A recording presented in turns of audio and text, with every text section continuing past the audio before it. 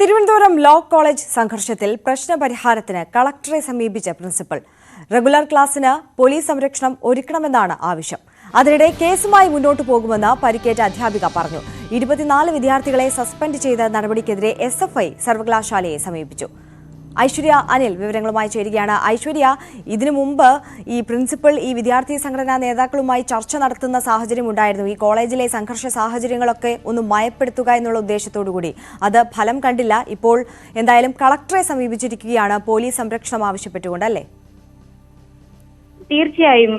അതായത് ഈ KSU SFI സംഘർഷം നിലനിൽക്കുന്ന ഒരു സാഹചര്യം, ഒപ്പം തന്നെ പ്രിൻസിപ്പൽ വിളിച്ച 2 സമാധാന യോഗവും അല്ലെങ്കിൽ സമവായ യോഗവും പരാജയപ്പെട്ട സാഹചര്യത്തിൽ കൂടിയാണ് ഇത്തരത്തിൽ ഒരു ഇടപെടലിന് പ്രിൻസിപ്പൽ മുതിരുന്നത്. അതായത് ഈ ഒരു സംഘർഷാവസ്ഥ ഒഴിവാക്കാനായി വിദ്യാർത്ഥി സംഘടനകളുടെ ജില്ലാ നേതാക്കളുടെ യോഗം വിളിക്കണം എന്നാവശ്യപ്പെട്ടുകൊണ്ട് കളക്ടർക്ക് റിക്വസ്റ്റ് നൽകിയിട്ടുണ്ട് എന്ന് തന്നെയാണ് മനസ്സിലാക്കുന്നത്. ഒപ്പം തന്നെ ഈ ഫൈനൽ ഇയർ പഠിക്കുന്ന കുട്ടികൾക്കായി ഈ മാസം 31 വരെയാണ് അവസാന വർഷ വിദ്യാർത്ഥികൾക്ക് ക്ലാസ് ഉള്ളത്. അതുകൊണ്ട് തന്നെ അവർക്ക് റെഗുലർ ക്ലാസ് നൽകാനുള്ള ഒരു തീരുമാനത്തിലേക്ക് നാളെ മുതൽ അവസാന വർഷ വിദ്യാർത്ഥികൾക്ക് റെഗുലർ ക്ലാസ് ഉണ്ടായിരിക്കും എന്നുള്ള വിവരമാണ് ലഭിക്കുന്നത്. ഒപ്പം തന്നെ ഈ തെരഞ്ഞെടുപ്പ് ഇനി ഉണ്ടാകില്ല, ഇപ്പോൾ ഈ ഒരു ഘട്ടത്തിൽ തെരഞ്ഞെടുപ്പ് നടത്താനാകില്ല എന്ന നിലപാട് കോളേജ് സർവകലാശാലയെ അറിയിച്ചിട്ടുണ്ട് എന്ന് കൂടി പ്രിൻസിപ്പൽ വ്യക്തമാക്കിയിട്ടുണ്ട്. ഒപ്പം തന്നെ ഈ നാളെ മുതൽ റെഗുലർ ക്ലാസ് ആരംഭിക്കുന്ന ഒരു സാഹചര്യത്തിൽ പോലീസിന്റെ ഒരു സുരക്ഷ അനിവാര്യമാണ്. അതുകൊണ്ട് തന്നെ അത്തരത്തിൽ ഒരു നീക്കം കൂടി, അതായത് പോലീസ് സംരക്ഷണം കോളേജ് ആവശ്യപ്പെട്ടിട്ടുണ്ട്. മുൻപും ഇത്തരത്തിലുള്ള സംഘർഷാവസ്ഥ ഉണ്ടായപ്പോൾ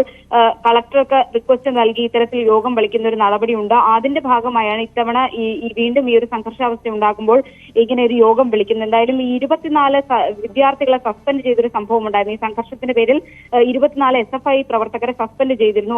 ആ നടപടിക്കെതിരെ SFI പ്രവർത്തകർ യൂണിവേഴ്സിറ്റിയെ സമീപിച്ചിരുന്നു അപ്പീലുമായി. പക്ഷേ ഈ സംഭവത്തിൽ കോളേജ് റിപ്പോർട്ട് നൽകിയിട്ടുണ്ട് എന്ന് തന്നെയാണ് മനസ്സിലാക്കുന്നത്. അതുകൊണ്ട് തന്നെ ഈ സസ്പെൻഷൻ അടക്കമുള്ള നടപടിയിൽ ഇനി അന്തിമ തീരുമാനം സർവകലാശാലയുടേതാകും. ശരി, ഐശ്വര്യ അനിൽ ആണ് വിവരങ്ങൾ നൽകിയത്. ഇപ്പോൾ ഡൽഹിയിൽ പ്രകാശ് ജാവദേക്കർ